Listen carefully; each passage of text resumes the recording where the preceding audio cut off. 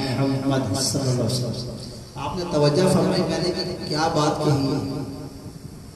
کہ بے شک تمہارے نام ماں شناخت، جب آپ درود پاک پڑھ رہے ہو تو اس وقت آپ کا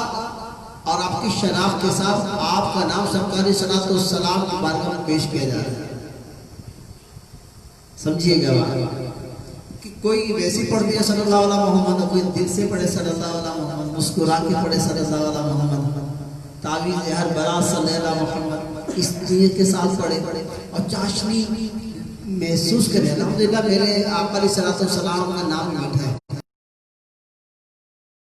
چاشنی بھی چاشنی، لیکن مجھے ہم میں سے کئی اس چاشنی کو محسوس نہیں کر پاتے۔ اس کی وجہ کیا ہے کہ صلو علی الحبیب، سامنے والے نے بولا صلی اللہ علیہ وسلم کی بات ہے، لیکن یہ اگر تصور بن جائے کہ میں جب جواب دوں گا درود پاک کا جواب دوں گا تو یہ جواب میرا نام، میرے والد صاحب کا نام سرکار صلی اللہ علیہ وسلم کی بارگاہ میں پیش ہوگا۔ اتنا والا مال کے لیے آتے کچھ ساری عمر زندگی گزار دیتے، کچھ نہیں کر پاتے، اور کچھ لمحے بھر میں اللہ کی بارگاہ میں مقبول ہو جاتے ہیں۔ یہ بات ہے نیت کی اور بات ہے محبت کی۔ تو میں امید کرتا ہوں کہ انشاءاللہ ہم محبت بھرے انداز میں درود پاک پڑھا کریں گے۔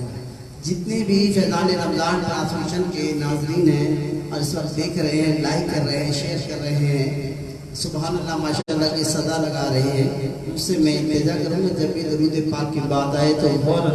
لوحہ مبارک کو جھومش دیا کرے، منہ پہ مسکراہٹ ڈالنے کی کوشش کیا کریں، اور صلی اللہ علیہ محمد کو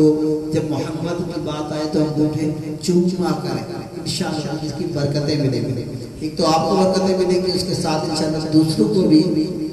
یہ دیکھتے ہیں کہ انشاءاللہ تبارک و تعالی جب ہم دوسروں کو برکتیں دینا چاہتے ہیں اور خود چاہتے ہیں، اگر اب کسی کمنٹس میں کوئی کمنٹس آ جائے کہ بھئی آپ نے کہا تھا الحمدللہ اب میں مسکرا کر نظریں جھکا کر انگوٹھوں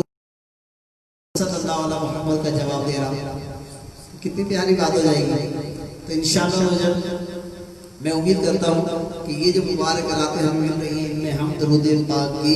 کثرت کیا کریں گے۔ صلو علی الحبیب صلی اللہ علیہ وسلم۔ ابھی جو ہمارے